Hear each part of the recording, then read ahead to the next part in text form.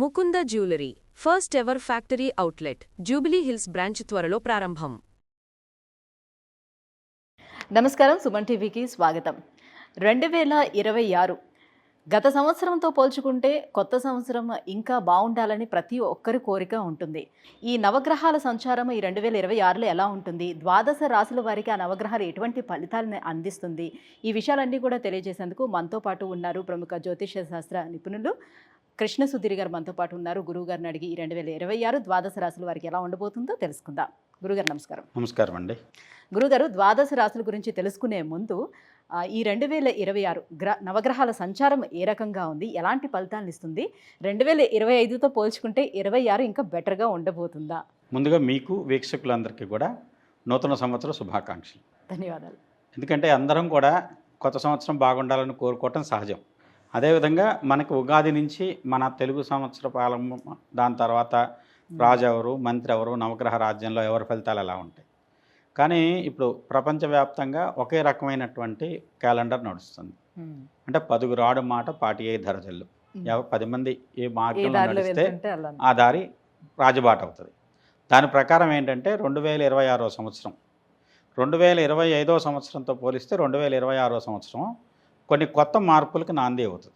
ముఖ్యంగా రాజకీయ రంగంలో, ప్రపంచవ్యాప్తంగా రాజకీయ రంగంలో వచ్చే మార్పులు చాలా ప్రభావితం చూపెడతాయి.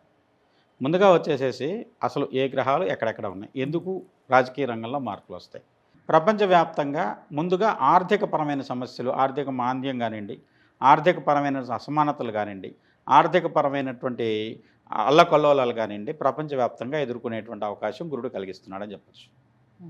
శని అంత్యరాశి అయినటువంటి మీనంలో ఉన్నాడు. మీనంలో ఉన్నటువంటి శని ప్రపంచంలో కొన్ని ప్రత్యేకమైనటువంటి పరిస్థితుల్లో కొన్ని దేశాలు కానివ్వండి, కొన్ని ప్రాంతాలు కానివ్వండి కనుమరుగైపోవచ్చు.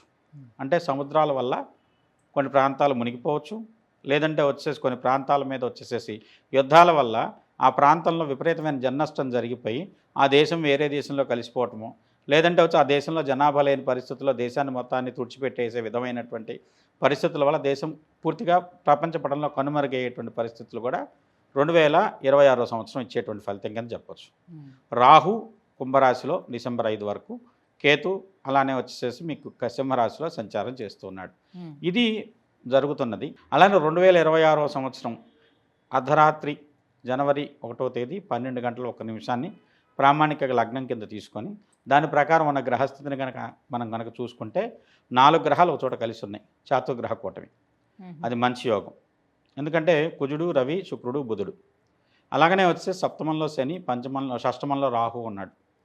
అలాగనే వచ్చేసేసి మీకు చంద్రుడు ఉచ్ఛలో ఉన్నాడు. రవిచంద్రుడు షష్టాష్టక స్థితి, అది కూడా మంచి యోగం కింద చెప్పచ్చు.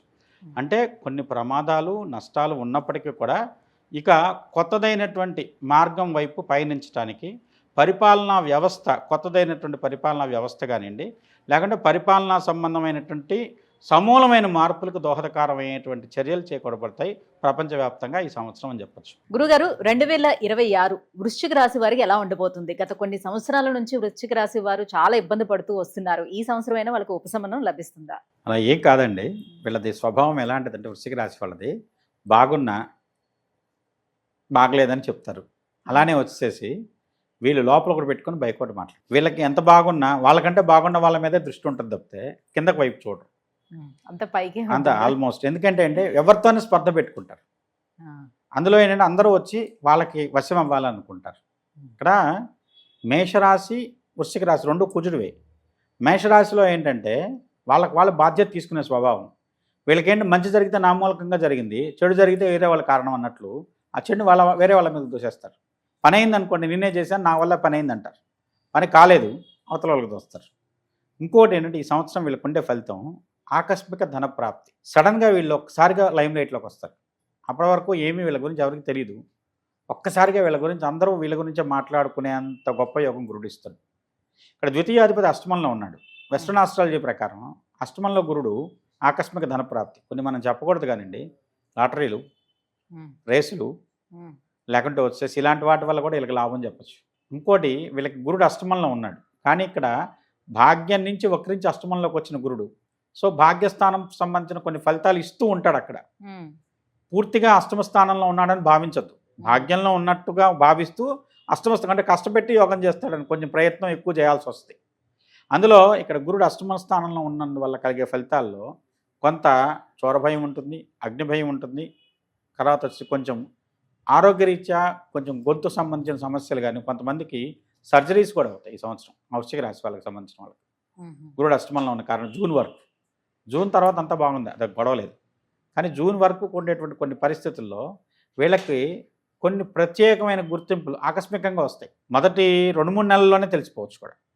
ప్రజలందరికీ కూడా వీళ్ళ గురించి ఆశ్చర్యంగా చెప్పుకునే విధమైనటువంటి గొప్ప యోగాలు ఉన్నాయని చెప్పచ్చు. ముఖ్యంగా అర్ధాష్టమ రాహు, దశమ స్థానంలో కేతు, అంతా ఒక రకమైనటువంటి మిస్టరీలా జరుగుతుంది వీళ్ళకి ఈ సంవత్సరం 2026.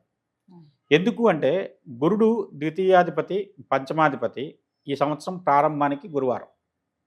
అలాగనే వచ్చేసి ఈ సంవత్సరానికి 2026 సంవత్సరానికి అధిపతి నెంబర్గా చూసుకుంటే 1 రవి అధిపతి, రాజ్యాధిపతి, ద్వితీయ పంచమాధిపతి అనేది గురుడు, పంచమాధిపతి, రాజ్యాధిపతి, తృతీయాధిపతి. ఈ తృతీయ స్థానాధిపతి మళ్ళీ వెళ్ళి శని పంచమంలో ఉన్నాడు.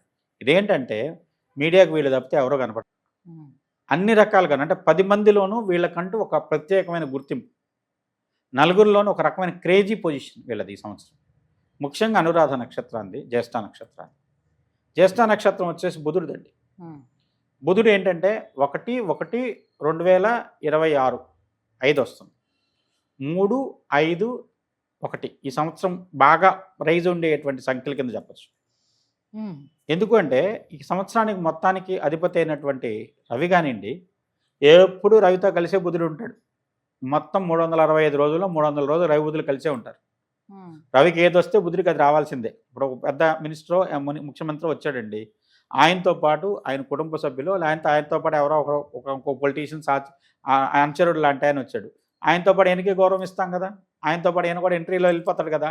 అలాగనే రవితో పాటుగా వీళ్ళు యోగం పొందగలుగుతారు. ఆ విధంగా వీళ్ళకు కొంచెం మంచి అనుకూలమైనటువంటి గొప్ప యోగాలు ఈ సంవత్సరం వస్తాయని చెప్పచ్చు. ముఖ్యంగా విపరీతమైనటువంటి ధన లాభం. కొంతమందికి రెండో అర్ధ భాగంలో పెళ్ళిళ్ళు కానివ్వండి, ఇంట్లో ఏదైనా శుభకార్యాలు సడన్గా కలిసి వస్తే టకటగా అయిపోద్ది. అంటే మామూలుగా పెళ్ళి అంటే 2-3 నెలలు టైం ఉంటుంది కుదిర్చడానికి, పెళ్ళి అవడానికి. అలా కాకుండా 10-15 రోజుల్లో కుదుర్చుకుని వెంటనే పెళ్లి చేసుకునే పరిస్థితులు ఉంటాయి చూశారు, అలాంటివి. తరచుగా విదేశీ ప్రయాణాలు, లేదంటే తరచుగా ప్రయాణాలు దూర ప్రాంతాలకు, ఎక్కువగా లాంగ్ డిస్టెన్స్ జర్నీలే ఉంటాయి. కొంతమందికి బయట జర్నీలు కూడా ఉంటాయి. తర్వాత నలుగురిలోనూ ప్రత్యేకమైన గుర్తింపు, గౌరవ మర్యాదలు ప్రత్యేకంగా వస్తాయి.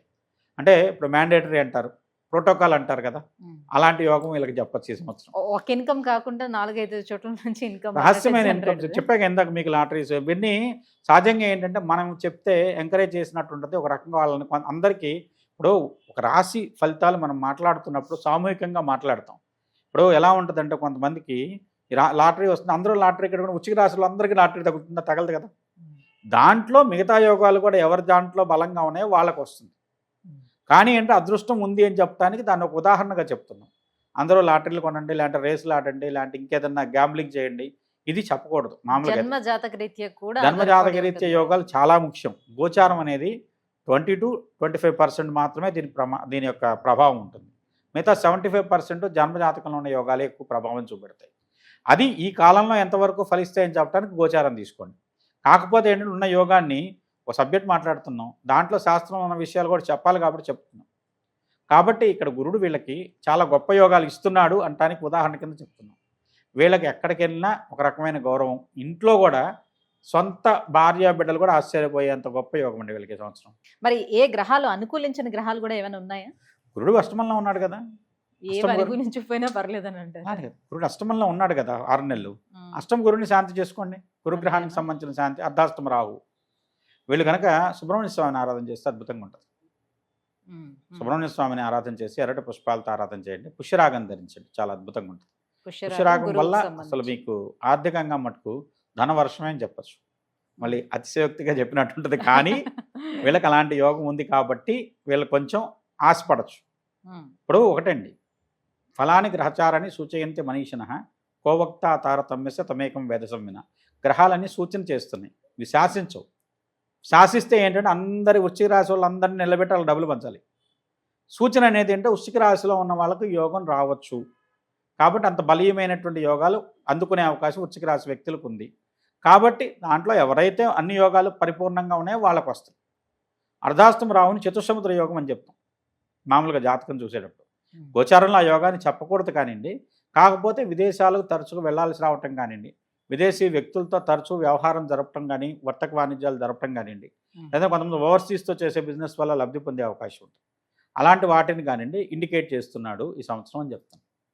అంత యోగం వృశ్చిక రాశి వాళ్ళకు ఉన్నటువంటి ఫలితంగా చెప్పచ్చు. గురుగారు, ఈ 2026 వృశ్చిక రాశి వారికి ఎలా ఉండబోతుంది అన్న విషయాలను తెలియజేసినందుకు ధన్యవాదాలు. నమస్కారం అండి.